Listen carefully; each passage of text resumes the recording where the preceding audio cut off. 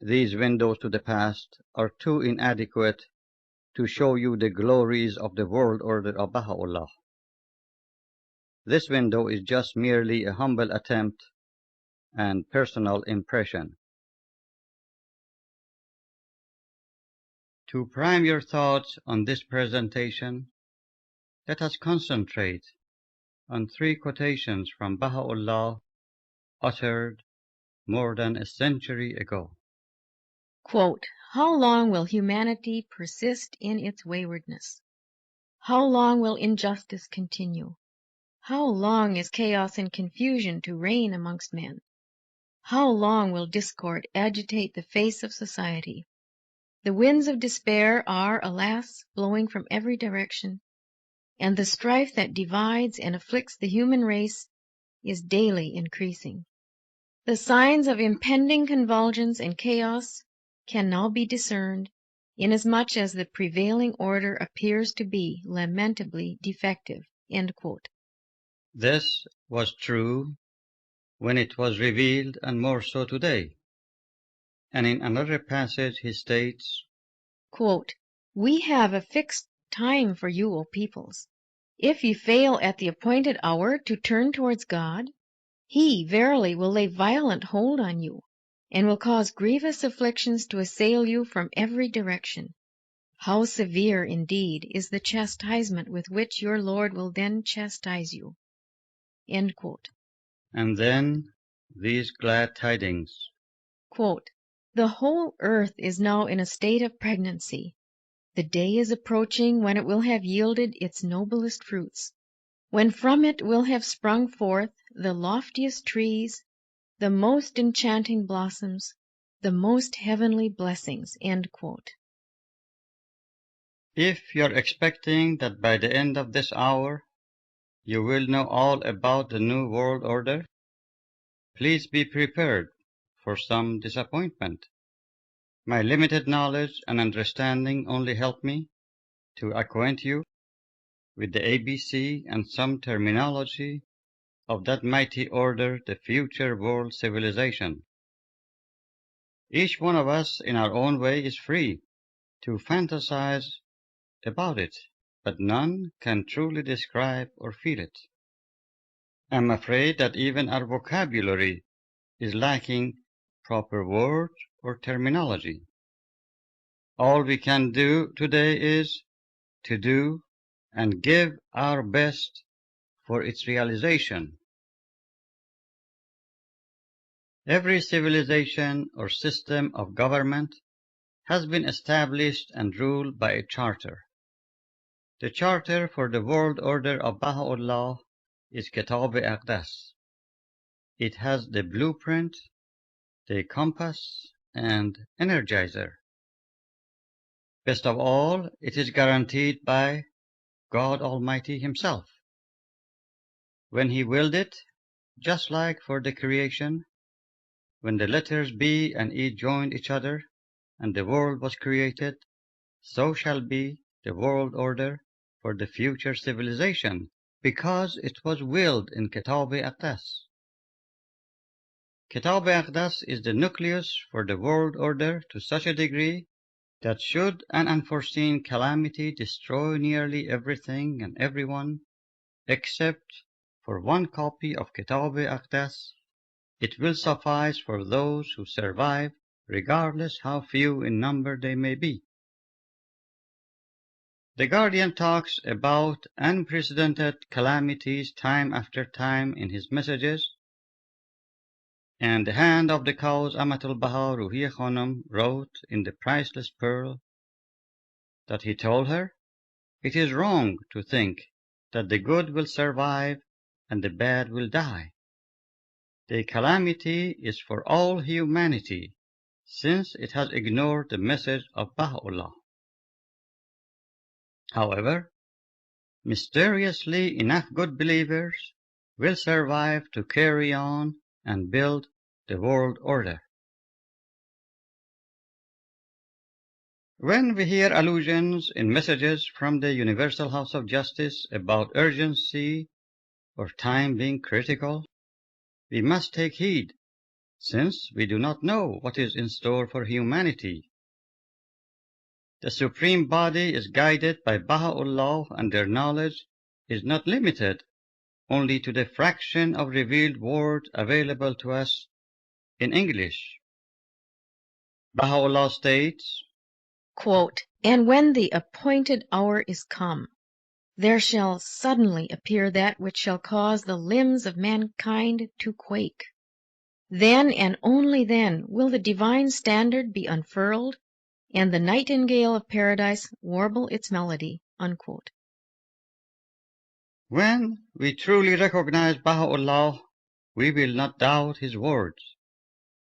Since I mentioned the word doubt, it is so essential for us to see why do we need to pray for firmness in the covenant. Well, we might say we believe in Abdul Baha and Shobi Effendi as the two authorized interpreters and accept authority of the House of Justice. Therefore, why do we need to pray for firmness in the covenant? Friends, we badly need to pray so never a seed of doubt ever gets close to our mind about the infallibility of Baha'u'llah and whoever he appointed as such. Our covenant with Baha'u'llah is to recognize and obey him with absolute certitude. Remember the opening paragraph of Kitab-i-Aqdas? Quote, "The first duty prescribed by God for his servants is the recognition of him who is the dayspring of his revelation."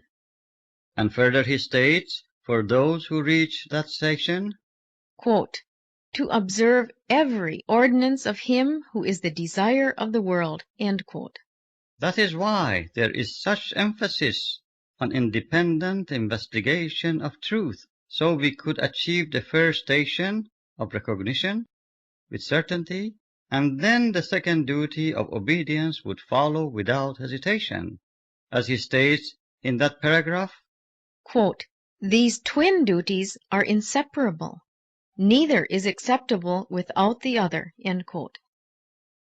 How will I remember about 5-6 years before the revolution in Iran and the hostile rule of Khomeini, a message was sent by the Universal House of Justice to the Persian believers to pack up and leave the country before the time comes that your suitcases are packed, but they won't let you out. Some took it seriously and left, but some were lax about it. I was happy to have my brother's letter from Spain that they had auctioned everything within 1 month and had arrived in Spain with 2 suitcases. Transfer of money to outside Iran at that time was no problem. Those who stayed not only lost everything, but had to run for their lives and escape dangerously through the borders. We must pay serious attention to every word when reading these messages from the Supreme Body. About the American nation, in a message in 1954, the Guardian states that a fiery tribulation will purge the nation from the dross of racial prejudice, rampant materialism, widespread ungodliness, and moral laxity which have prevented her from assuming the world's spiritual leadership forecast by Abdul Baha. It is interesting that the Guardian in that message states that such fiery tribulation not only cleanse the nation, but also will weld the American nation to its sister nations in both hemispheres. When the concept New World Order was uttered by Baha'u'llah, a new life began in the womb of the old. With release of power and revelation of such statement, the quiet conditions of the world changed for the worse to prepare for the birth of the New World Order. The analogy of a new life in an egg is so descriptive. As soon as the new life begins in an egg, the condition inside the egg changes radically. The alteration of the contents of the egg which was food for people, is not pleasing anymore. But the new life thrives on the altered contents until the shell breaks and a new creature is born. All that is left of the egg is its broken shell. This is very much the state of the world today. The present-day social calamities are worsening at an alarming rate. As Baha'is, we clearly hear the death pangs of the old order and see a new world community in its embryonic form growing within the womb of the old.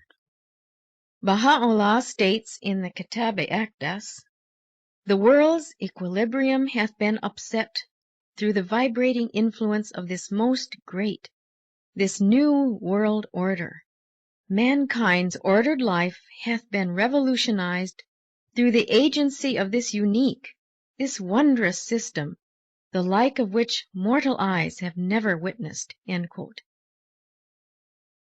The purpose of this talk is not to cause fear, but to make us understand the situation we are in, so with firm resolution we could forge ahead. The guardian in the world order of Baha'u'llah states, quote, "We stand on the threshold of an age whose convulsions proclaim alike the death pangs of the old order and the birth pangs of the new." End quote. To see where we were, where we are, and to what glorious future we will be going, we should examine the evolution of the collective life of human society, as well as its spiritual growth through progressive revelations from God. Physically, we began a long time ago, eventually crawling or on four legs, and found protection in trees.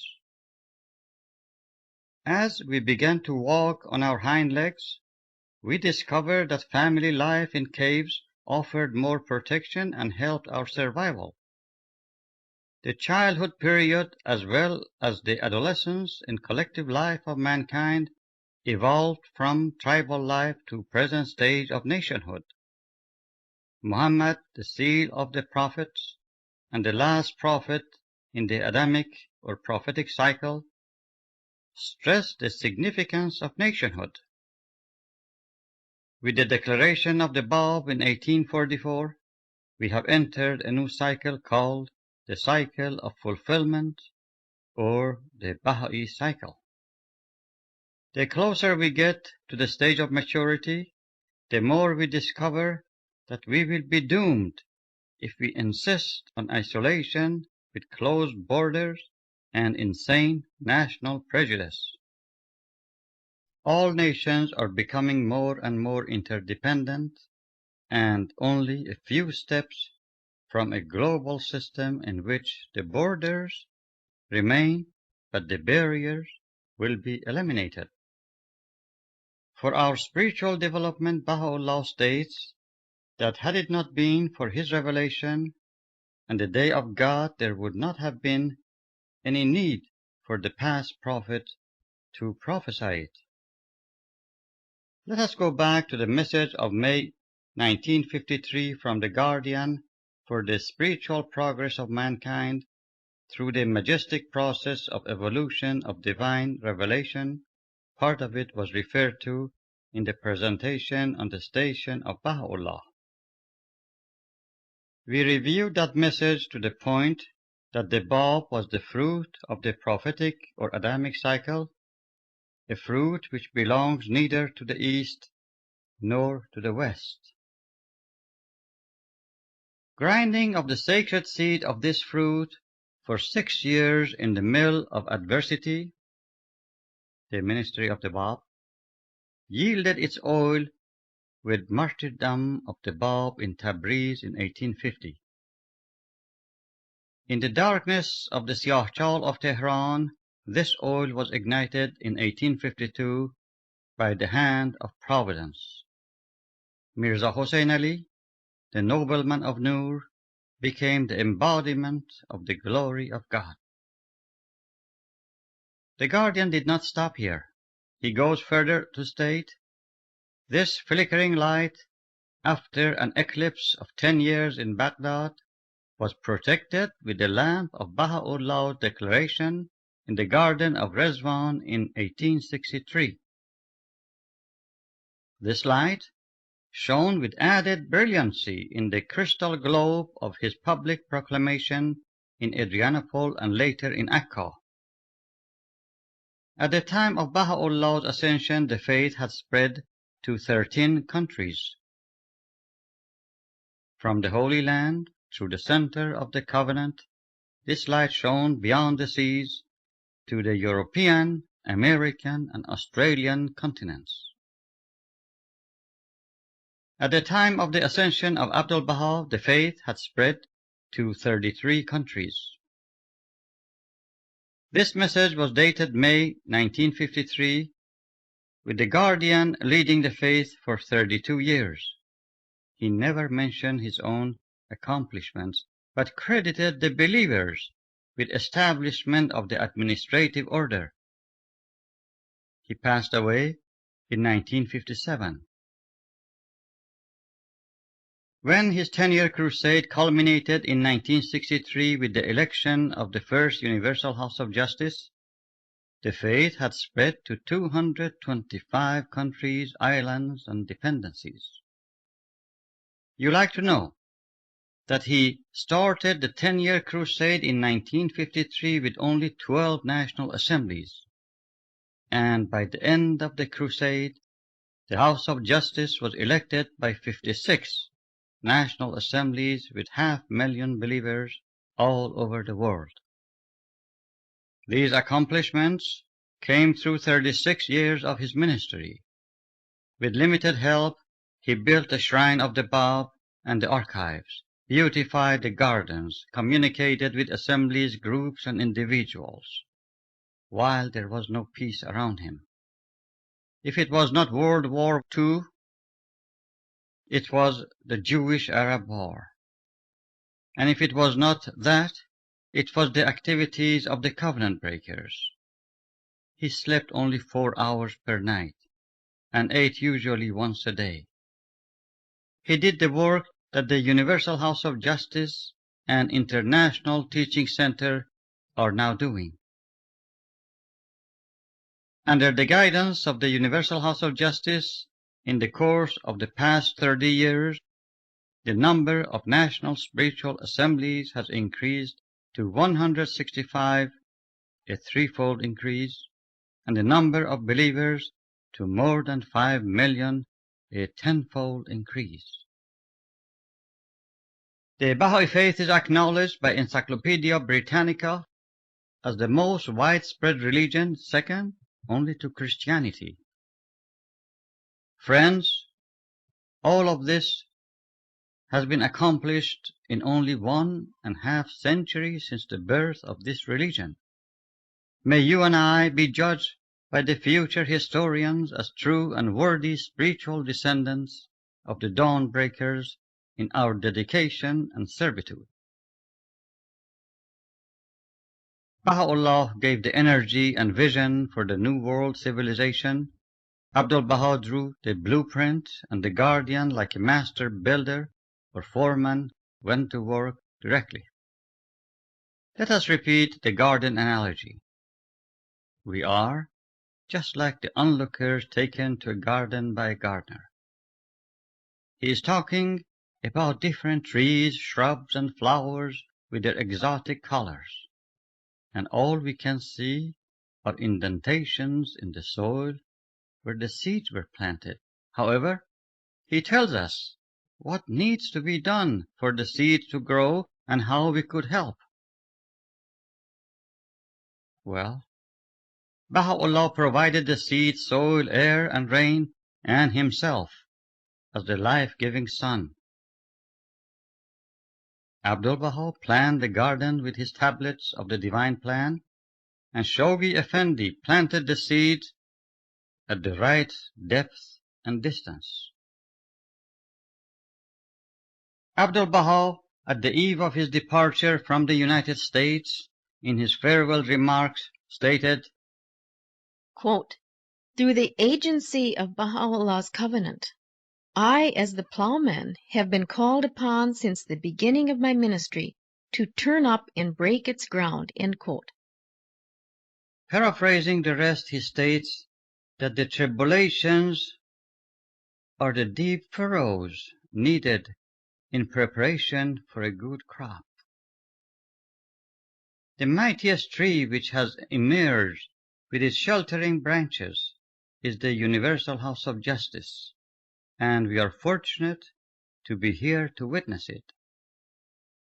The charter for spiritual conquest of the world, as the Guardian put it, were the tablets of the divine plan, 14 tablets written by Abdul-Baha in 1916 and 17, addressed to the believers in the United States and Canada, designating them as the teaching agency for an international mission.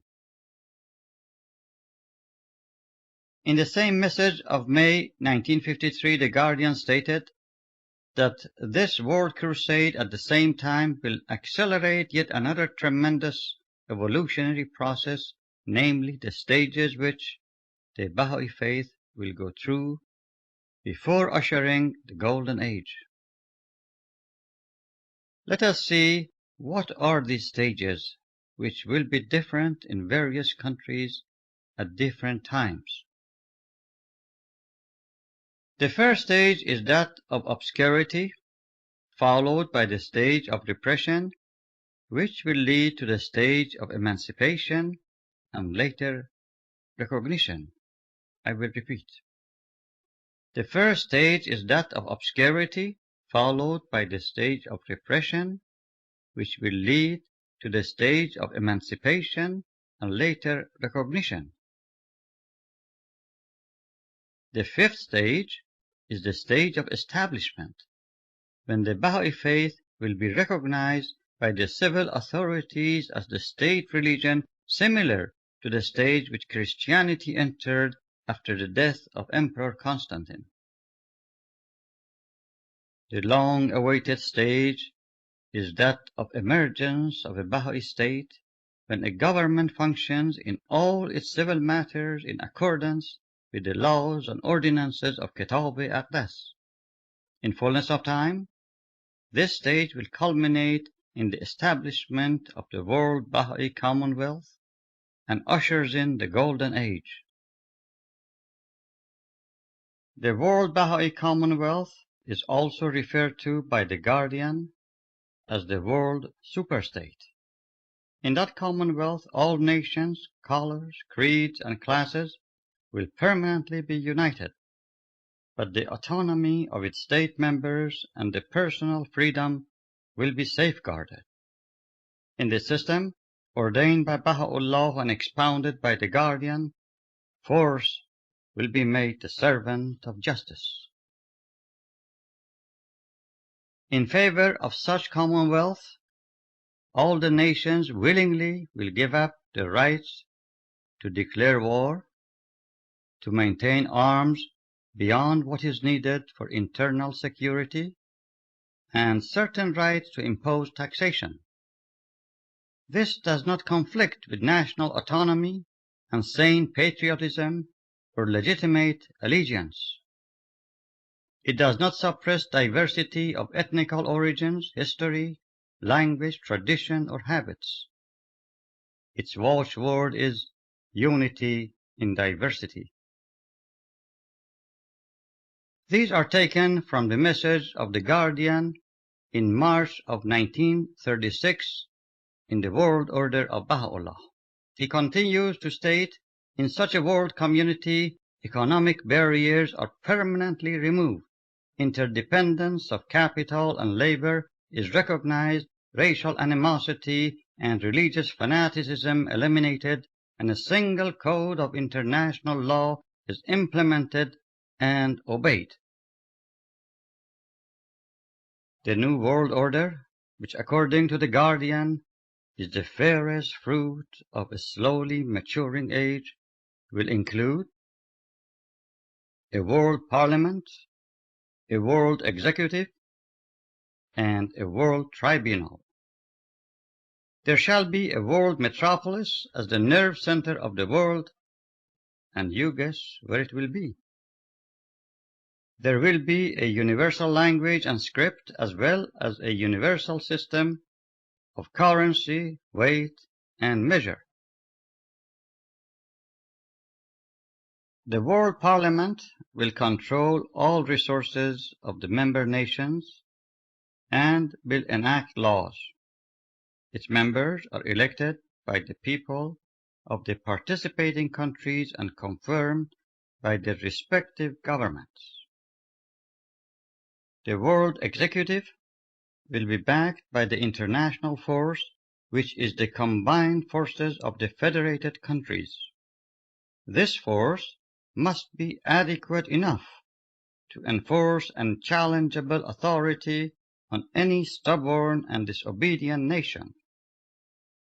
The World Tribunal will give its final verdict in all and any dispute, and whose judgment is binding, even when the parties did not submit their case voluntarily. According to Abdu'l-Baha, the Supreme Tribunal, which will fulfill the task of establishing the universal peace, will be elected from the members of the World Parliament. Is this all going to be accomplished by the limited number of the believers? The Guardian states that the new world order will be established through a plan, the source of which is God, its author, Baha'u'llah, its theater of operation the whole planet, and its goal is unification of mankind. He divides the plan of God into two plans, the major and minor plan.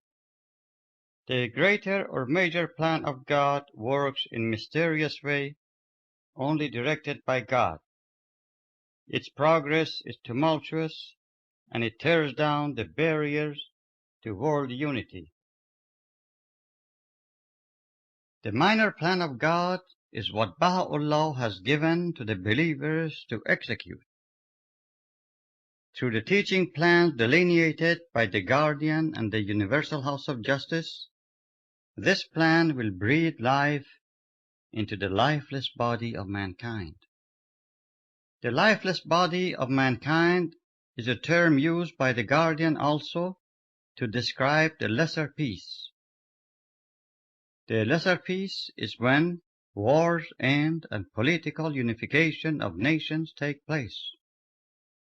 The most great peace is when the believers will breathe the spirit of Baha'i principles into this lifeless body. To sum it up, our task mandated by the Guardian is the purification, unification, and spiritualization of a morally and spiritually corrupt society now hovering on the brink of self-destruction. I repeat, our task mandated by the Guardian is the purification, unification, and spiritualization of a morally and spiritually corrupt society now hovering on the brink of self-destruction. Friends, I realize you're already overwhelmed, but let me share with you the glad tidings from the Guardian in Citadel of Faith written 5 decades ago. I will paraphrase his forecast of the minor and major plans of God at work. He states, the flow of pioneers will hasten the days of entry by troops, which will lead to mass conversion.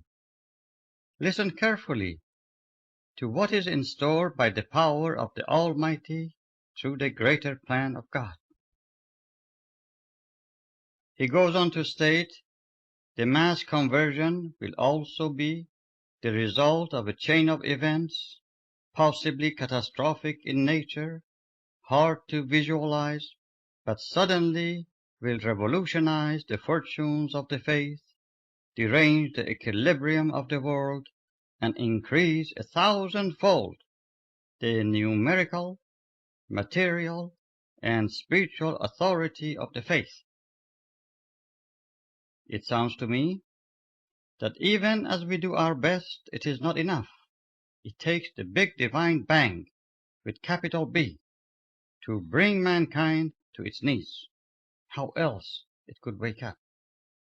As frightful as the calamities sound, we should look forward to them, and if you wish, pray for them. Any great event requires sacrifice.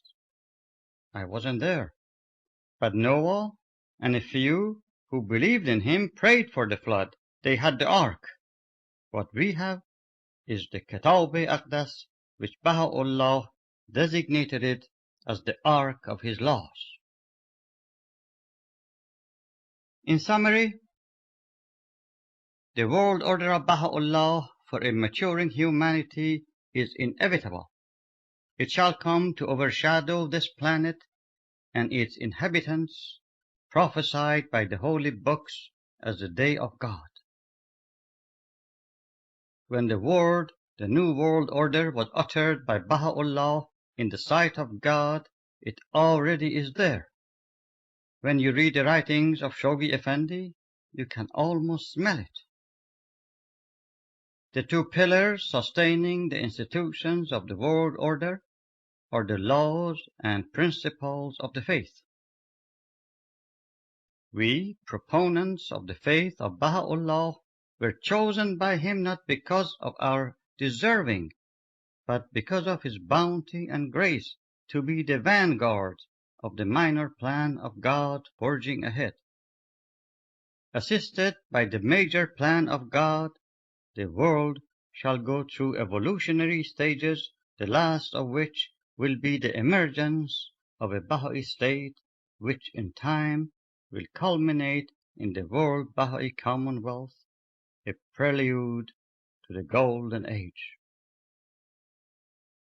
In that Commonwealth, the force will be the servant of justice, and the watchword will be unity in diversity. The most great peace, which will usher in the Golden Age, is when Baha'i laws and principles will become the balance and standard among the nations.